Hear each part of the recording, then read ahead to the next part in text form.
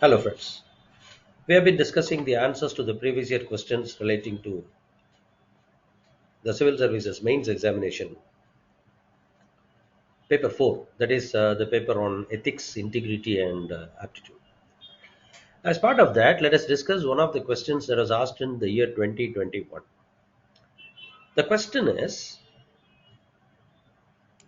identify 5 ethical traits on which one can plot the performance of a civil servant, justify their inclusion in the matrix.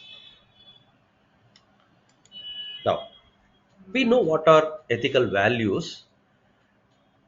Values are the orders of preferences, and the traits are the principles that are developed based on those values. So, what are the ethical traits that a public servant will require to perform as an effective public servant? Is a question.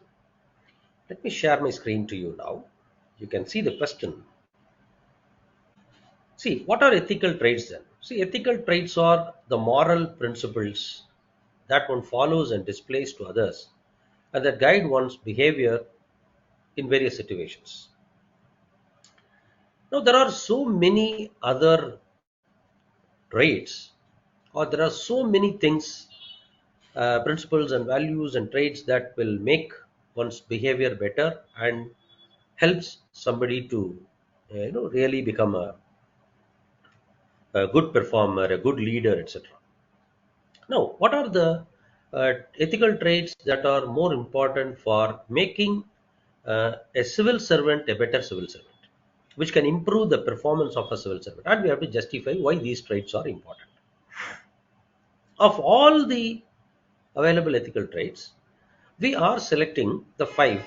The first is uniformity of treatment, the second is transparency, the third is fairness and responsibility, and the fifth one is um, team spirit.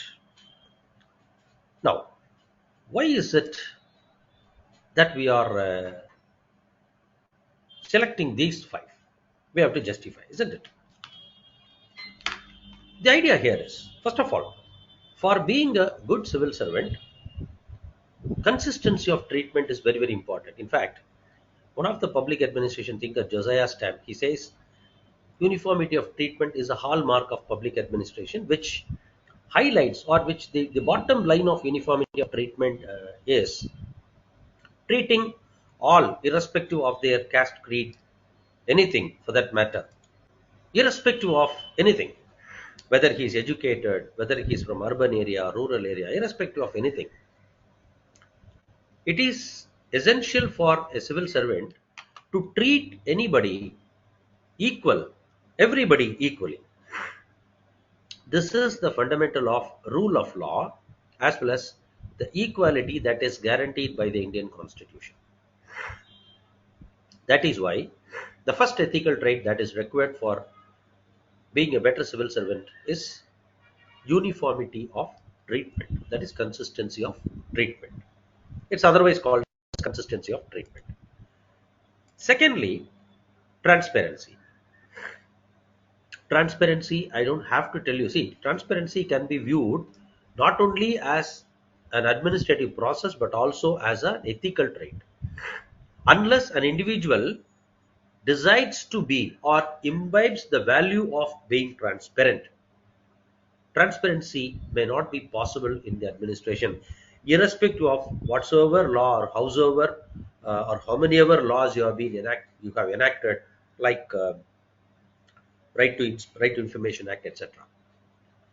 So, according to Constitution Article 19, Class 1, Subclass A, every citizen of India has been guaranteed with the right to freedom of speech and expression, of which the Supreme Court has interpreted the right to expression as to include the right to know.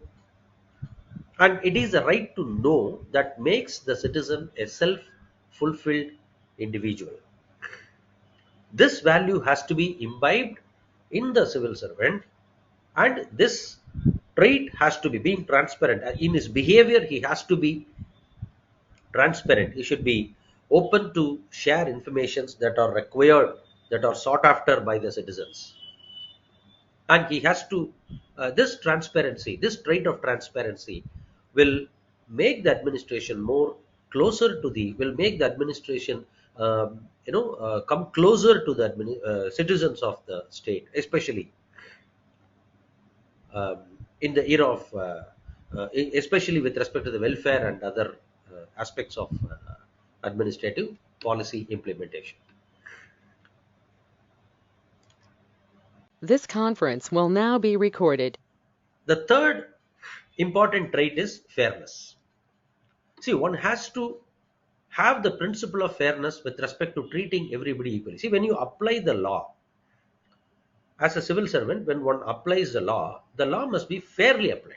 It must be applied to all persons in a given situation equally. See, Article 14 of the Constitution talks about equality before law as well as equal protection of law. Together, they embody the doctrine of natural justice, which obviously includes fairness, reasonableness, and justice. And therefore, the civil servant must possess the trait of being fair to everybody. Fourthly, responsibility. See, what is responsibility?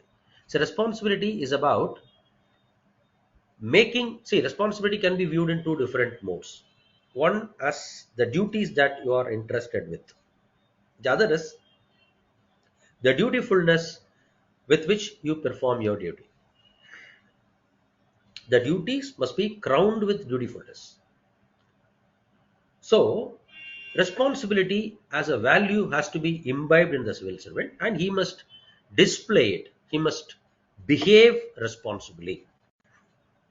So, what do you mean by behaving responsibly?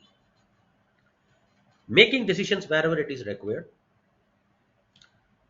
implementing the decisions in its true letter and spirit, abiding by the constitution, complying with the law and rules, and accepting the responsibility for the consequences, that is being accountable. See, from responsibility flows accountability. So the trait of responsibility is more displayed in the way a civil servant becomes accountable. Therefore, this becomes one of the important ethical traits. And the fifth trait is team spirit, otherwise called as the spirit de corps. A civil servant, by the name, right, it is within code civil servant. He is a servant of the society. And a civil servant includes right from the chief secretary of a state to the group D employee of any department. If you take the police department, right from the director general of police till the last constable, everybody is included in the police, in the civil service. So, a civil servant has to develop his team. He has to take the team along with him. The mistake of any one will be reflecting as the damage upon the image of the whole system and not to that one person. Similarly, the achievement of even the lowest rank will be considered as achievement of the whole government, whole department. This has to be developed, and civil servants must behave in such a manner that they will take the team along with them. They are not supposed to just manage. They are not supposed to just get things done. They are supposed to create a team. They should create a team that will have uniformity of purpose. They will work for only one goal, that is the welfare of the people. This will help improving the communications in the organization, the way the civil servant works, builds a team, increases a commitment, and finally increases not only the job satisfaction to the individual, but it will benefit the society ultimately. So these are the 5 ethical traits that we can uh, take up as the as something that is required for better performance as a civil servant, and we have justified it. Not necessarily you have to work only for these 5 traits. There are several traits other than these 5. Any of these traits, any of those traits also you can select, And accordingly, the way we have justified here in this discussion, the same way you can justify how they are important for improving the performance of the civil service. So next, another question we'll discuss in the next video. Thank you very much and wish you all the best.